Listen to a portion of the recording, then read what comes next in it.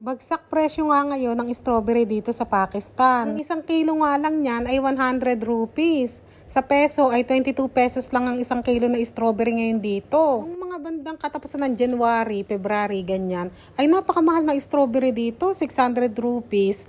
Minsan nga nag-800 pa yata ang kilo. Pero dahil ngayon kasi ay papainit na ang weather, talagang mainit na pala. Kaya ayan, ibinebenta nila talagang murang-mura na. Kasi nga madaling masira ang strawberry, diba? Andito pala ako sa palengke dahil isinama ako ng biyanan ko sa kahipag ko. Tignan nyo, galing ni Kuya Hano. Diyan na rin siya sa karito niya nakaupo. Dumaan pala kami dito sa Ukay-Ukayan at tumitingin nga sila ng pantulog dito.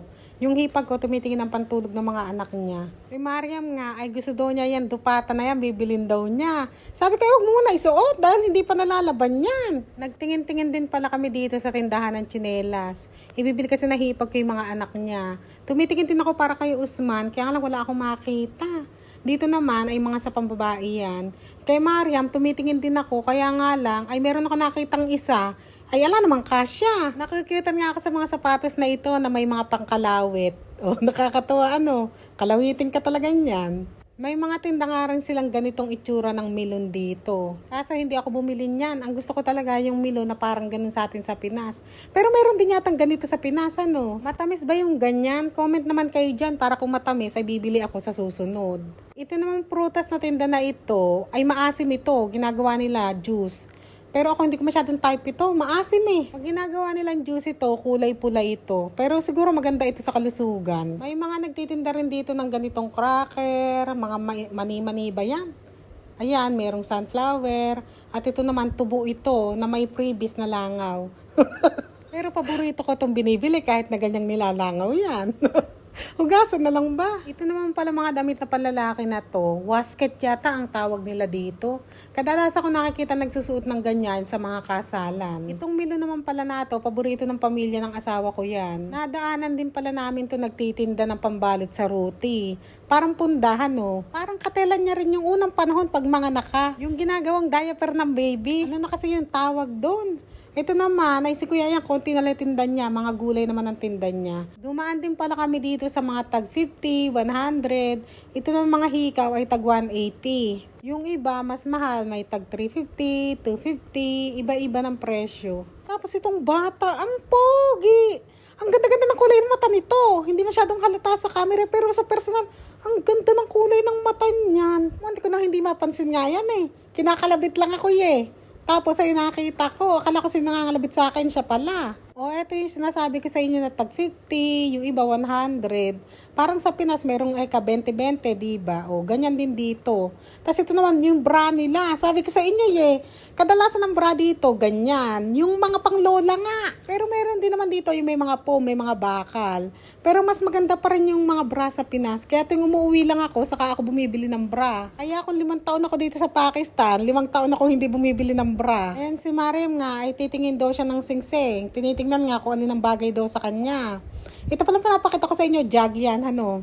Kadalasan ng mga tindahan dito ngayon sa Pakistan, dahil summer na, ay may mga palibre silang tubig. Nasasayo na lang yan kung iinom ka o hindi. Pero ako hindi talaga ako umiinom. Kahit sa restaurant, yung mga nakapitsil, hindi ako umiinom ng tubig. Matatakot kasi ako, baka sumakit yan ko. Pero pagkain, ay kumakain ako. Kasi niluluto naman eh. Si Mariam nga, uhaw na daw siya. Sabi ko, hahanap tayo ng mabibilan ng tubig. Wala naman kaming mabilan. Kaya ayun, uminom yung biyanan ko. Pati siya nakainom na. Sa bagay siya, saka si Usman, sanay naman sa mga ganyan tubig yan.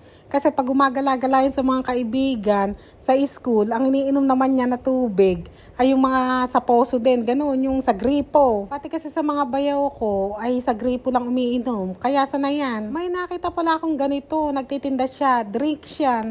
Ewan ko kung ano yung mga sangkap-sangkap niya na yan.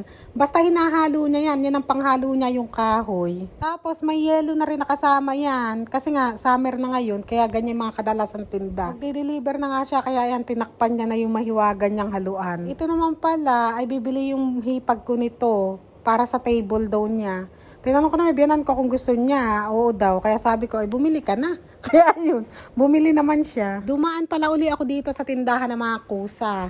Ito yung traditional na Pakistani shoes. 600 rupees lang pala ang presyo nito. Mga 130 siguro sa pesos. May mga mag-iina na bumibili dito. Dalawang dalaginding yung kasama niya. Ayan nga, nagsusukat sila. Itong green na maganda. Oh, lalo na siguro kung maputi ang paa mo dito. Ang ganda-ganda ng green na yan. Tinanong ko nga yung tindero. Sabi ko how much. Ay, hindi niya ako maintindihan. Kaya sabi ko, ketne, ketna, kako. Tapos, hindi niya alam kung paano sabihin ng English, siguro 600.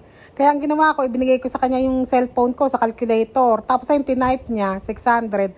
Sabi ko 600. Sabi nga din sa akin ng mga bumibili na mag-iina ay lahat daw ng klase na yun ay 600 ang bawat isa. Dito naman pala kami pumunta ngayon sa tindahan ng tela para sa mga damit ito. Dati kasi dito rin kami bumili ng damit. Hindi nakabili ng dupata yung hipag ko para sa damit na yun. Kaya ngayon ay bumalik kami para tumingin nga ng dupata. Nagandahan nga rin sila sa tela na ito, yung kulay pink. Ako rin nagandahan ako. Bibili ko nga si Mariam niyan para sa damit niya. Baka may magtanong pala, Madam, ano yung dupata? Ayun yung itinataklob sa ulo. At ayan nga, iniladlad na ni Kuya ang kanyang tela. Yang nakikita niyo naman palang kulay pink na yan, di ba nagsusukat siya? Yung natatabunan, yan ang gagawin na shalwar. Yung shalwar naman, yun yung salawal. At ayan nga, nagpakitang gila si Kuya. Ay, ang dami niya nang itinuwangwang dyan. Ang dami niya nang pinagbubulat-lat. Tapos nararamdaman ko pa na parang hindi naman kami bibili. Sakit sa ulo niya. Ang dami niyang tukupiin pagkatapos. Pero bumili kami. Ibinili ng biyanan ko si Mariam ng damit. Itong pink yata na ito. Ano bang kulay yan? Yan. Tapos yung isang parang silver. Ibinili ng biyanan ko si Mariam. Ako nga nagbabayad. Wag na daw, sabi. Siya na lang daw magbabayad. Ako, syempre, kunwari, ipipilit ko na, ako na. Pero sa totoo nang tuwan-tuwa ako, nakalibre na naman ako. Kaya ang sabi ko nga kay Mariam ay mag-thank you ka. Dahil nga, ibinili siya ng damit. Ipapatahi pa yan. Kadalasan dito, ganyan sila. Namimili sila mga tela-tela, tapos ipapatahi. Dito sa Pakistan, sa may palengke ng gulay, prutas, karne, kadalasan makikita mo dyan lalaki. Pero sa mga tindahan ng ganito, mga damit, ay ang makikita mo naman dyan, mga babae. Ito naman tinitingnan nila na ito nga ang gagawin naman shalwar, di ba? Ayan yung kakulay. Didikit-dikit niya yan kung tugma ba yung kulay. Pag tugma, bibili niyan. Pero pagka hindi, lilipat kami sa ibang shop. May dumaan palang titinda ng ice cream. Nagulto ko Maria, may pera. Binigyan daw siya nung nagtitinda nung sa mga tela. Sabi ko, anak, dapat hindi mo kinuha. Ang sabi naman sa akin ni Maria, nag-thank you naman ako mama . O sige na, lobat na.